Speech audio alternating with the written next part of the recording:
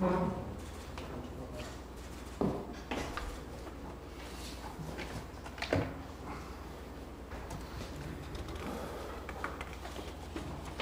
지금부터 제12 자격을 의무화하고 회의부터 원내대표단을 절반으로 줄여서 화요일, 목요일 회의를 진행하기로 했습니다. 먼저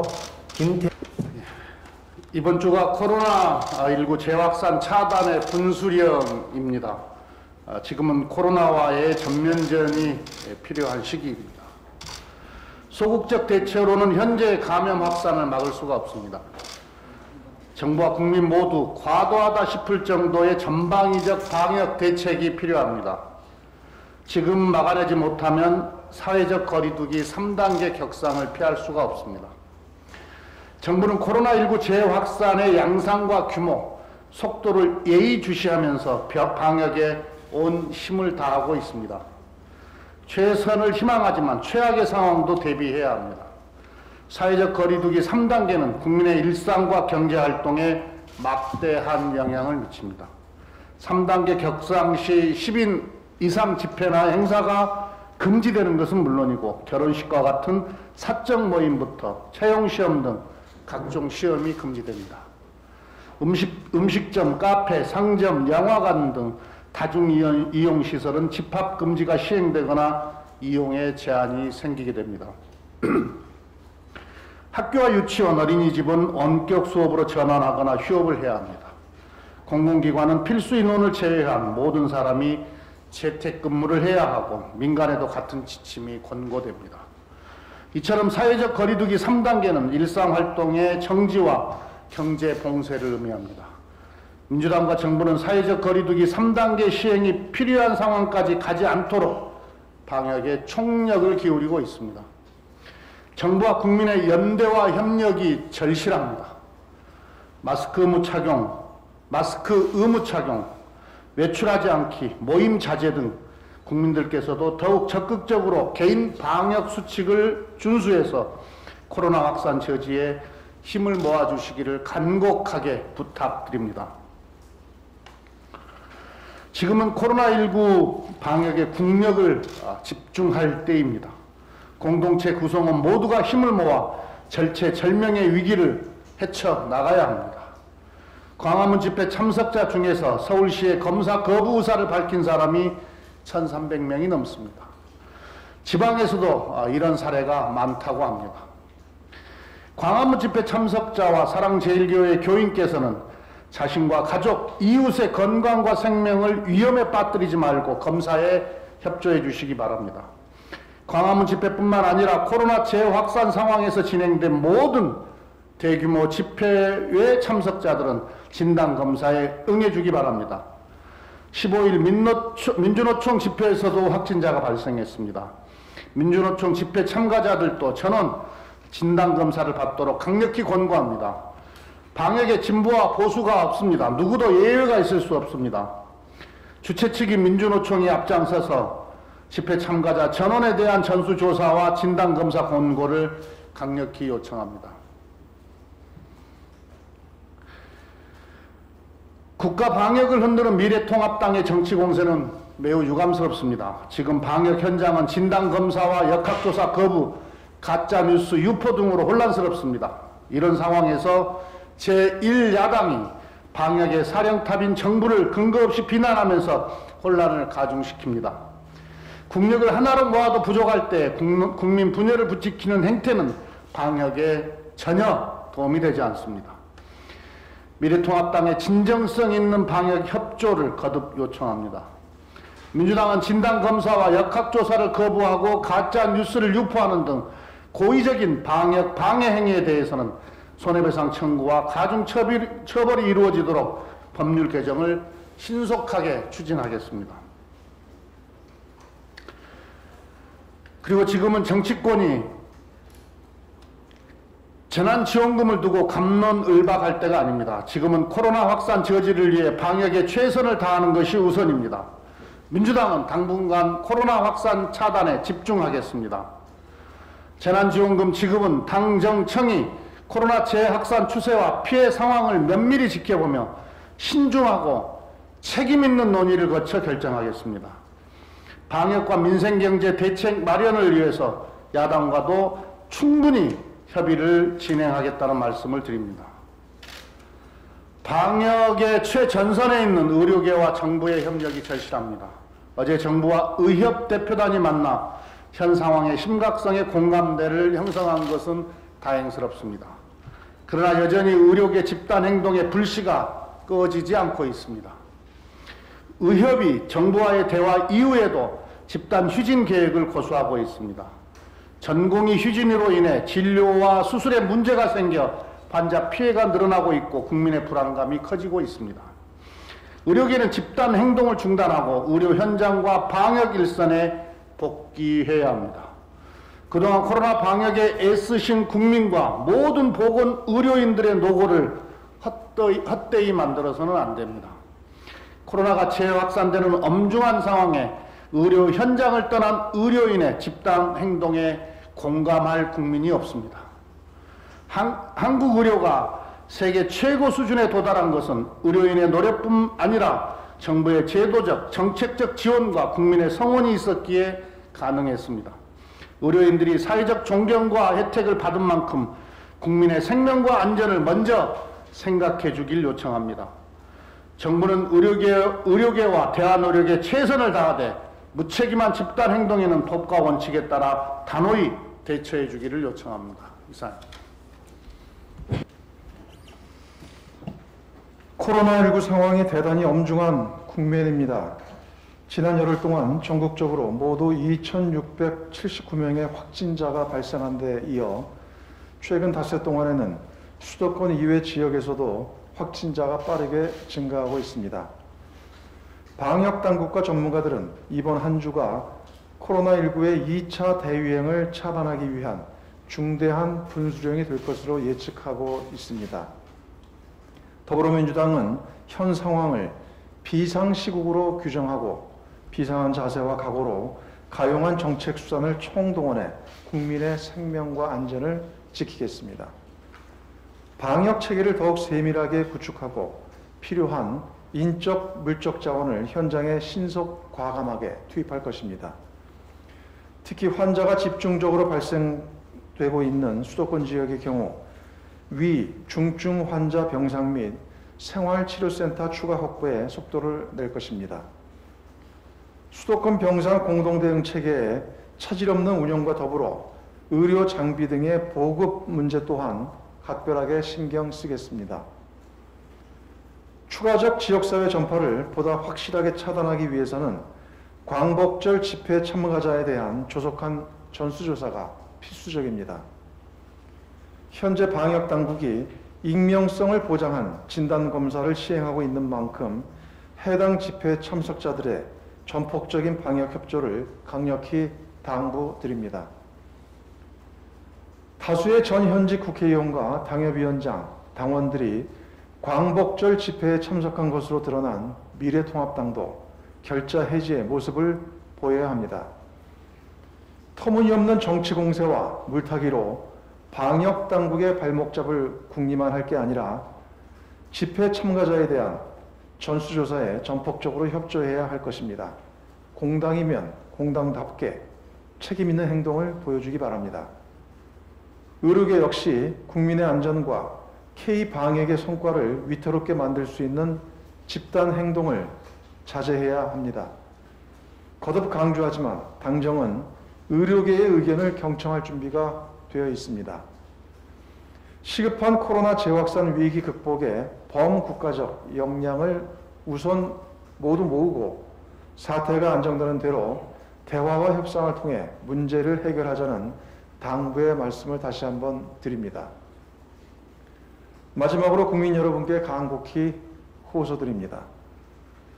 국민 여러분의 적극적인 방역 협조야말로 최고의 방역 대책입니다. 다행히 지난 주말 수많은 국민들께서 외출과 여행 등을 삼가며 방역 수칙 준수에 동참해 주셨습니다. 위기 극복에 큰 동력이 될 것이라 생각합니다. K방역의 근간인 우리 국민들의 성숙한 시민의식에 거듭 감사와 존경의 말씀을 드리며 다소간의 불편함이 있으시더라도 정부의 방역 조치에 함께 해주실 것을 요청드립니다.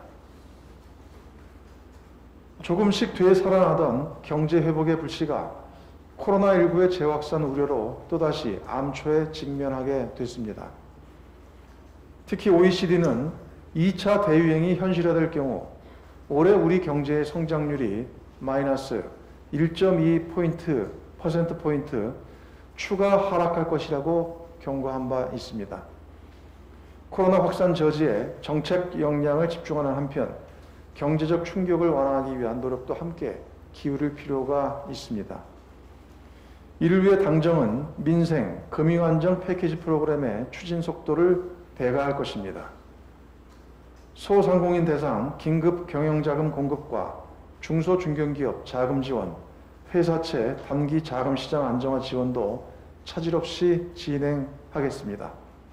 아울러 우선은 방역에 총력 집중하고 코로나 재확산에 따른 경제 상황을 면밀하게 점검하면서 추후 종합적인 경제 피해 대책도 준비하겠습니다. 관련해서 한 말씀 더 드리겠습니다. 내일 2021년도 예산안에 대한 당정 협의를 개최할 예정입니다. 당과 정부는 코로나 위기가 장기화될 가능성을 감안해 내년도 예산 역시 과감하고 적극적으로 편성할 계획입니다. 선도적 경제기반 구축과 포용사회 안전망 구축을 위해 한국판 뉴딜 관련 예산에 20조 원 이상을 편성하고 감염병 대응 및 재난재해 예방 등에 최우선적 주안점을 둘 것입니다. 국민의 생명과 안전을 지키고 경기 회복과 민생 지원을 위해 내년 또한 확장적 재정 기조를 이어나갈 것입니다. 최근 2, 3년 동안 예산 증가의 수준에서 최종적인 예산 편성 규모를 결정해 국민들께 보고 드릴 수 있도록 하겠습니다. 이상입니다. 예, 주식시장 공매도 금지 연장 관련해서 말씀드리겠습니다. 지난 3월에 글로벌 증시에 코로나 팬데믹이 덮치면서 우리 주식시장도 주가 급락과 변동성 급증을 겪었습니다. 이에 우리 국민당국은 시장 안정조치 일환으로 공매도를 6개월간 9월 15일까지 금지하기로 했습니다. 이 기간 중에 동학개미운동이란 신조어가 생길 정도로 개인 투자자들이 적극적으로 주식 매수에 나서면서 국내 증시는 크게 반등하고 있습니다. 이에 대해 기관 투자자들이 주도하는 공매도가 금지된 것이 주식시장 반등에 주요했다는 해석과 함께 어렵게 회복된 국내 주식시장에 찬물을 끼얹지 않으려면 공매도 금지를 연정해야 한다는 의견이 개인 투자자들을 중심으로 제기되고 있습니다. 당과 정부에서도 공매도 금지 연장 문제와 관련하여 각계 다양한 의견을 진지하게 검토하고 있는 상황입니다. 한 가지 강조하고 싶은 점은 이번에 공매도 금지를 연장하는 것으로 모든 문제가 완전히 해소되지는 않는다는 점입니다.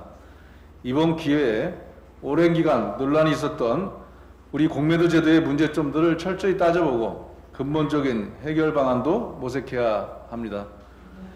개인과 기관 투자자 간의 구조적인 불균형은 없었는지, 시장 교란을 막기 위한 다양한 안정장치들이 제대로 작동했는지, 불법 공매도에 대한 처벌이 너무 약하진 않았는지 많은 지적과 비판을 새겨듣고 공매도 제도를 근본적으로 정비할 수 있는 기회로 보고 재점검할 필요가 있습니다. 지금까지 공매도 제도의 합리적 개선을 위한 많은 사회적 논의가 있었습니다. 첫째, 개인 투자자의 공매도 접근성 향상 및 안전장치 확보 방안 마련. 둘째, 공매도 관련 규정 예외 적용폭의 재검토. 셋째, 기업 정보 공시 후 일정 기간 공매도 금지를 통한 정보 비대칭 문제 최소화. 넷째, 시가총액이 기준 이상인 종목에만 공매도를 허용하는 공매도 지정제. 다섯 번째, 불법 공매도 행위 적발 시 과징금 등 양벌 규정 대폭 강화 등 타당하고 필요하다고 인정되는 모든 조치들을 다각도로 검토하겠습니다. 우리 자본시장이 불법 공매도 세력의 놀이터라는 오명도 씻도록 하겠습니다. 당은 모든 시장 참여자들의 다양한 의견을 충분히 경청한 후에 자본시장의 공정한 발전을 위해 모두가 납득할 수 있는 합리적 대안을 마련하겠습니다. 9월 8일로 예정된 증권학회 주간 토론회를 포함해 최근 들어 활발히 공론화되고 있는 시장 관계자들과 전문가들의 의견도 경청하겠습니다. 또한 조만간 발표될 공매도 금지 연장 여부와 관련해서도 금융당국과 함께 현 시점에서 가장 합리적인 방안이 최종 결정될 수 있도록 노력하겠습니다. 이상입니다. 예, 정통호입니다. 제8호 태풍 바비가 한반도를 향해 북상하고 있습니다. 최악의 집중호우로 인한 수해 피해가 복구되기도 전에 또다시 많은 비와 강풍을 동반한 태풍이 예고되고 있어 대단히 우려스럽습니다. 더불어민주당과 정부는 지방자치단체들과 긴밀하게 협조해서 태풍 피해 예방대책 수립에 만전을 기하겠습니다. 위험지역 및 시설물, 상습, 침수 장소 등에 대해서 안전점검과 대피시설 및 방역물자 확충에 한치 소홀함이 없도록 당 차원에서 면밀하게 현황을 살펴볼 것입니다.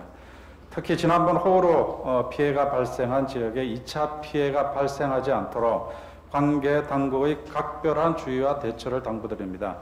연이은 장마와 태풍으로 장바구니 물가가 심상치 않습니다. 더욱이 추석을 한 달여 앞두고 있기 때문에 더욱 세심한 수급 관리가 필요한 시점입니다. 농산물 조기 출하와 비축 물량 방출 등 관련 정책을 다각적으로 마련해서 시장을 안정시키도록 하겠습니다. 당과 정부는 모든 정책 수단을 총동원해서 최고 수준의 대응 조치를 마련할 것입니다. 재난 재해로부터의 국민의 안전을 지키기 위해 최선을 다하겠습니다. 아울러 연이은 수해로 피해를 입은 수재민들께서 하루속히 일상의 삶으로 복귀할 수 있도록 적극 노력하겠습니다. 네, 지난 23일 MBC 스트레이트가 미래통합당 박덕흠 의원에 대해 보도한 내용은 매우 충격적인 내용이었습니다. 보도에 따르면 미래통합당 박덕흠 의원이 2015년부터 국회에 국토교통위원회 위원 지위를 이용하여 가족 등 명의의 건설회사에 특혜를 준 것이 아니냐는 의혹을 받고 있습니다. 박덕흠 의원이 서울시 국정감사에서 특정 내용을 질의하면 박덕흠 의원 아들 명의의 건설회사가 기술 사용료 명목으로 공사에서 이익을 취하는 구조가 실현됐습니다. 이렇게 아들 명의의 건설회사가 취한 수익은 서울시 공사에서만 33억 원에 달합니다. 이미 박덕흠 의원은 2016년 말 재건축 특혜 3법에 찬성표를 던져 73억 원의 시세 차익을 얻은 것으로 알려졌고, 이에 따라 국토교통위원회 정책 결정에 상당한 이해 충돌이 발생할 수 있다는 점을 지적받은 바 있습니다. 어제 언론 보도 내용은 다주택 보유에 따른 이해 충돌 발생 문제를 넘어서 특정 상임위원회의 권한을 이용하여 가족 등 특수 관계인에게 특혜와 이익을 제공한 심각한 사건에 해당이 될 수 있습니다. 언론 보도 내용이 사실이라면 박덕흠 의원은 국회의 권능을 사적으로 악용한 것입니다. 무엇보다도 걱정스러운 것은 우리 국민께서 국민들이 국토교통위원회 정책을 결정하고 법률을 개정하는 구조에 대해 심각한 불신과 우려를 갖고 나아가 분노를 표출하고 계신다는 점입니다. 적당히 넘어갈 문제가 아닙니다. 불신을 해소하기 위한 엄정하고 신속한 결단이 필요합니다. 이에 지금 즉시 국토교통위원회에서 다른 상임위원회로 사부임할 것을 미래통합당 박덕흠 의원과 조영 원내대표께 간곡히 당부드립니다. 지금까지 언론 보도를 통해 제기된 의혹만으로도 그 이유는 충분하고 국민의 의혹을 해소하기 어려워 보입니다.